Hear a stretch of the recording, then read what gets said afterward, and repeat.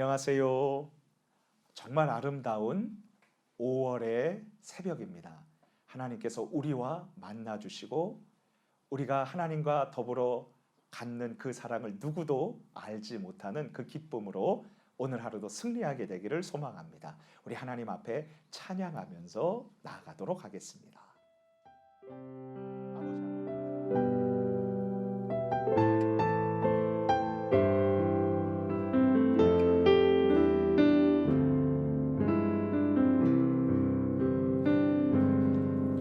나의 피난처 예수 의지해요. 나의 피난처 예수 의지해요. 나의 가는 길에 거센 바람 몰아쳐와도 나의 피난처 예수 의지해요. 나의 피난처 예수 의지해요. 나의 피난처 예수 의지해요. 나의 가는 길에 거센 바람 몰아쳐와도 나의 피난처 예수 의지해요.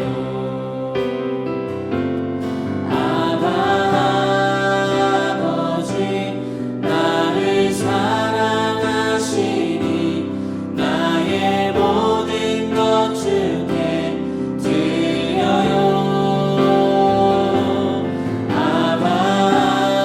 아버지 내가 여기 있으니 주님 영광 위하여 써주세요.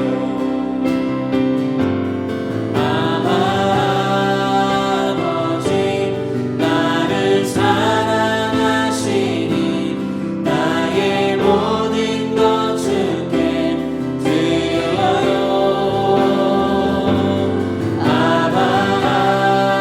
아버지 내가 여기 있으니 주님 나라 위하여 써주세요. 나는 영원히 주님 사랑해요. 나는 영원히 주님 사랑해요. 세상 어떤 것도 나의 사랑 끊을 수 없네. 나는 영원히 주님 사랑해요. 세상 어떤 것도 나의 사랑 끊을 수 없네. 나는 영원히 주님 사랑해요.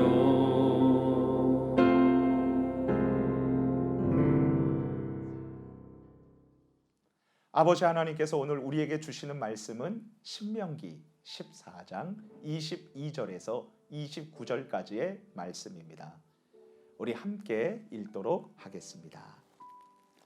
너는 마땅히 매년 토지 소산의 11조를 드릴 것이며 내 하나님 여호와 앞 곧 여호와께서 그의 이름을 두시려고 택하신 곳에서 내 곡식과 포도주와 기름의 11조를 먹으며 또 내 소와 양의 처음 난 것을 먹고 내 하나님 여호와 경외하기를 항상 배울 것이니라. 그러나 내 하나님 여호와께서 자기의 이름을 두시려고 택하신 곳이 내게서 너무 멀고 행로가 어려워서 내 하나님 여호와께서 그 풍부히 주신 것을 가지고 갈 수 없거든 그것을 돈으로 바꾸어 그 돈을 싸가지고 내 하나님 여호와께서 택하신 곳으로 가서 내 마음에 원하는 모든 것을 그 돈으로 사되 소나 양이나 포도주나 독주 등 내 마음에 원하는 모든 것을 구하고 거기 내 하나님 여호와 앞에서 너와 내 권속이 함께 먹고 즐거워할 것이며 내 성읍에 거주하는 레위인은 너희 중에 분깃이나 기업이 없는 자이니 또한 저버리지 말지니라. 매 3년 끝에 그 해 소산의 10분의 1을 다 내어 내 성읍에 저축하여 너희 중에 분깃이나 기업이 없는 레위인과 내 성중에 거류하는 객과 및 고아와 과부들이 와서 먹고 배부르게 하라. 그리하면 내 하나님 여호와께서 내 손으로 하는 범사에 내게 복을 주시리라. 아멘. 미국 질병통제센터에서는 참으로 가슴 아픈 통계를 발표했습니다. 미국에서 티네이저 10대 소년들 중 72% 그리고 10대 소녀들 중 70%가 결혼 전에 성관계를 적극적으로 갖고 산다는 것입니다. 그런데 중요한 점은 이것입니다. 미국 교회 청소년 전문 사역자들이 말하기를 교회에 출석하는 청소년들의 결혼 전 성관계 비율이 또래 교회를 다니지 않는 비기독교 청소년들에 비해서 절대 낮은 비율이 아니라는 것입니다. 지금 미국의 상황을 닮아가고 있는 우리나라의 모습을 보며 다음 세대를 성경 말씀으로 세우고 있는 저는 가슴을 치며 반성해야 했습니다. 교회를 다니며 하나님을 믿고 성경을 배우며 기도하는 10대 학생들이 하나님을 모르고 세상 가치관 속에서 하루하루 살아가는 10대 학생들과 확연히 구별되는 특징이 무엇입니까? 오늘 우리 그리스도인들과 세상 사람들을 구별하는 시금석은 무엇일까요? 본문 성경 신명기 14장 22절에서 29절의 배경을 살펴보면 출애굽 2세대 이스라엘 백성들에게 중요한 문제점이 있다는 것을 감지할 수 있습니다. 이제 하나님의 거룩한 백성들인 이스라엘 사람들이 하나님께서 약속하신 가나안 땅에 곧 들어가게 될 것입니다. 그런데 지금 가나안 땅에 거주하고 있던 원주민들은 우상 숭배로 인한 경제적인 착취와 음란한 생활에 젖어 있었습니다. 가나안 거주민들은 바알 신상을 만들어서 절하며 자신들의 풍요를 빌었습니다. 그리고 노예로 삼은 사람들을 통해서 자신들의 재산이 불어나기만을 빌었습니다. 자신들이 부유하기만을 바랬고 그 돈으로 성적인 쾌락을 추구하면서 살아갔던 것입니다. 거룩하신 하나님은 이 악하고 더러운 가나안 원주민들을 심판하시고 당신의 거룩한 이스라엘 백성들을 이 가나안 땅에 들어가게 하심으로 다른 민족들과는 구별되어서 거룩한 삶을 살게 되기를 간절히 기대하셨던 것입니다. 신명기 14장 2절을 함께 읽겠습니다. 너는 내 하나님 여호와의 성민이라. 여호와께서 지상 만민 중에서 너를 택하여 자기 기업의 백성으로 삼으셨느니라. 그러므로 이스라엘 백성들은 이제 곧 가나안 땅에 들어가서 그 원주민들의 악하고 추한 모든 행위를 결코 따라서는 안 되었었던 것입니다. 결국 가나안 원주민들은 살아계신 하나님을 알지 못했고 경외함으로 섬기기는커녕 오직 자신들만을 위해 살았던 이기적인 사들이었습니다. 하나님의 거룩한 백성인 이스라엘 사람들은 이 가나안 주민들을 닮아서는 안 되었습니다. 하나님은 이스라엘 백성들이 가나안 원주민들과는 구별된 거룩한 삶을 살기를 원하셨던 것입니다. 이제 우리들의 모습을 잠시 생각해 보도록 하겠습니다. 예수 그리스도를 구주로 믿고 섬기는 우리 그리스도인들을 하나님께서는 거룩한 백성으로 구별해 주셨고 성도라고 부르십니다. 서산 본향교회 성도님 여러분, 베드로전서 2장 9절 말씀 기억하시죠? 그러나 너희는 택하신 족속이요 왕같은 제사장이요 거룩한 나라요 그의 소유가 된 백성이니 이는 너희를 어두운 데서 불러내어 그의 기이한 빛에 들어가게 하신 이의 아름다운 덕을 선포하게 하려 하심이라. 하나님께서 우리를 선택하셔서 예수 그리스도의 보배로운 피로 거룩하게 하셨습니다. 하지만 지금 수많은 그리스도인들은 돈과 쾌락과 명예를 따라서 살아가고 있습니다. 안타깝게도 세상 사람들과 성도들과의 구분이 별로 되지 않습니다. 그 이유가 무엇입니까? 현대를 살아가는 우리 그리스도인들이 하나님을 경외할 줄 모르고 나만을 위해서 이기적으로 살아가기 때문입니다. 그렇다면 하나님의 거룩한 백성 이스라엘 사람들이 약속의 땅에 들어가서 악하고 더러운 가나안 원주민들과 구별된 삶을 어떻게 살 수 있을까요? 그 해답이 바로 11조였습니다. 11조는 하나님께서 자신의 구별된 백성들에게 주신 분명한 명령입니다. 신명기 14장 22절을 함께 읽겠습니다. 너는 마땅히 매년 토지소산의 11조를 드릴 것이며, 하나님께서는 이스라엘 백성들에게 마땅히, 즉 반드시 11조를 드리라고 명령하셨습니다. 그렇다면 11조는 무엇입니까? 11조는 이스라엘 말로 아세르라고 하는데, 이는 가장 첫 번째 것이며 또한 가장 귀한 것이라는 뜻입니다. 이스라엘 백성들은 소득의 10분의 1을 하나님께 드리는데, 가장 첫 번째 것이며 가장 소중한 것을 주님께 바치는 것을 의미합니다.